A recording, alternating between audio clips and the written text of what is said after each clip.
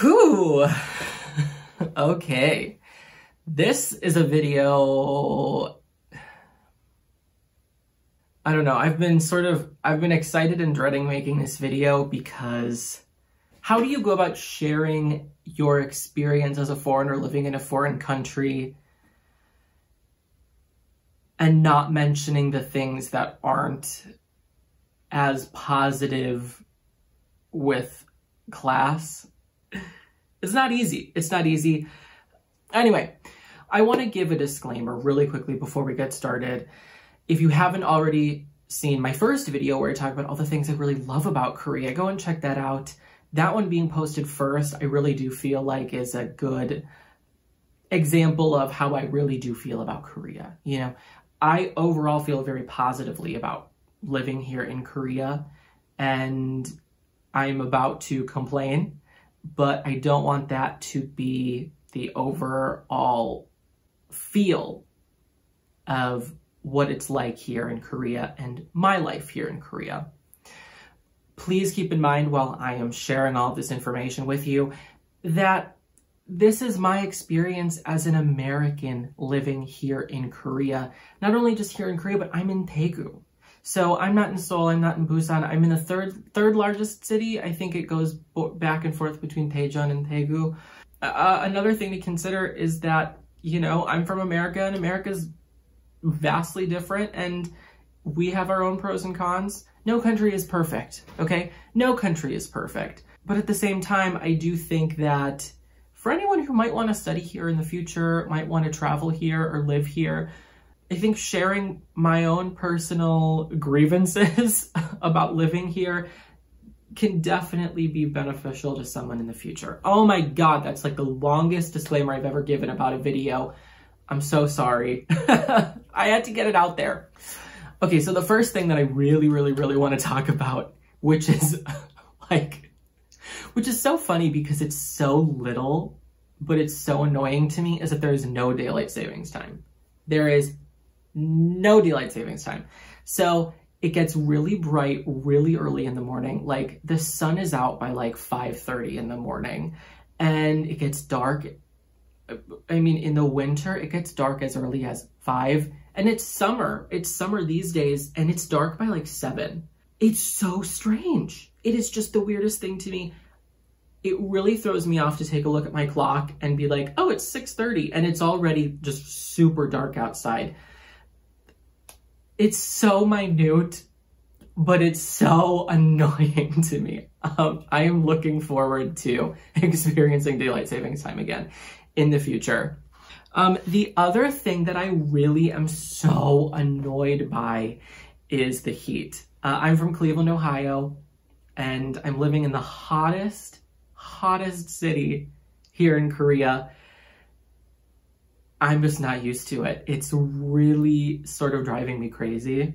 I know a lot of people know this already, and I know that some people, you know, sort of don't appreciate this kind of Korean verbiage, but I live in Daegu, and it gets so hot here in the summer, so hot and humid. A lot of people refer to it as Daepurika, or Daegu, Africa, because it has very hot, humid weather, you know, that you'd refer to like other countries as. Anyway, that's what people call it. That's just how it is. The hot weather really gets to me. Getting into some more serious things and things that unfortunately are definitely not as lighthearted. Being here a year, the social issues here in Korea in terms of LGBT equality, women's rights. I'm sorry, Korea's definitely behind. It makes me feel so thankful to be an American because a lot of these issues have already been dealt with in America. And are just starting to be talked about here in Korea. So being gay is frankly seen as an illness to many people here in Korea, Women are still encouraged to take on lesser jobs and are still seen as, in a sense, second-class citizens. I'm sorry, I might be offending people, but that's just how it is. And of course, with access to internet and so much else out there, there is a really large push to socially bring Korea up to other countries' standards. It's hard witnessing it and experiencing it, because from where I'm from, that sort of stuff wouldn't fly. And the other thing that I really want to talk about is mental health here in Korea. In my own personal struggle with mental health here in Korea is that I do take antidepressants. I was prescribed them back in America. I've been taking them for a number of years now. And, I have no shame in saying that. I think that, it's working for me. I'm really happy about it, and that's great. But it's a real struggle to get your prescriptions for antidepressants here in Korea. I'll put it this way, without making it a really long story. I had to travel up to Seoul. I had to go to a specialized clinic with English-speaking doctors that had access to American medicine, and I had to pay the equivalent of about $500 American dollars to get a 30-day prescription of my antidepressants. Really, I'd say if I could sum up the Korean mindset of depression, anxiety, it's, oh, I'm sorry, tough it out, is definitely the traditional Korean approach. Not to say that that's everyone. It's something else. And the most recent thing that left me feeling not so great about Korea's ability to deal with mental health was just a few weeks ago. My roommate and my friend, unfortunately, due to depression, fell into a very, very, very severe psychotic episode. It was very scary, and my roommate and I were the ones, she actually lives very close by, we were the ones who, went in to check on her and had a terrible time trying to get authorities and people in the healthcare involved, and they had no idea what to do.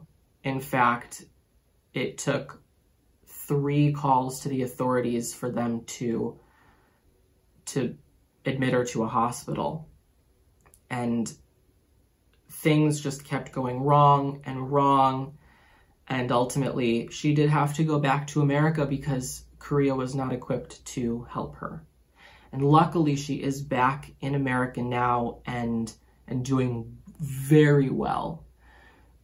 But it was such a struggle to watch and left me feeling so upset and uncomfortable. I'd say the biggest reform, in my humble opinion as a foreigner living in this country, a very thankful foreigner to be living in this country, is that Korea's reform really needs to happen socially. And that's my opinion. And I do want to end this video on a lighter note. Just one other thing that sort of frustrates me about Korea. It's very silly, it's very stupid, but pizza. I cannot get good American pizza here. And I know that other people are like, oh my God, Italian pizza, oh my God, Chicago pizza. We all have our different views on pizza. But what I have noticed almost universally with people that are living here in Korea from other countries is that Korean pizza, it's not pizza. Whole shrimp, almonds, corn, and sweet potato paste. And no marinara sauce on many occasions. Yet the pizza here is unique, to say the least. So I can assure you, when I am back in the States, the first thing I'm gonna do is I'm gonna get a pizza. Oh, I'm going to Olive Garden. I love and miss Olive Garden so much. Anyway, everyone, thank you so much for watching this video. It's definitely very different than the other content I've been putting out there. And, you know, like I said at the beginning, this is just my view. This is just my view, my opinion, from my experience.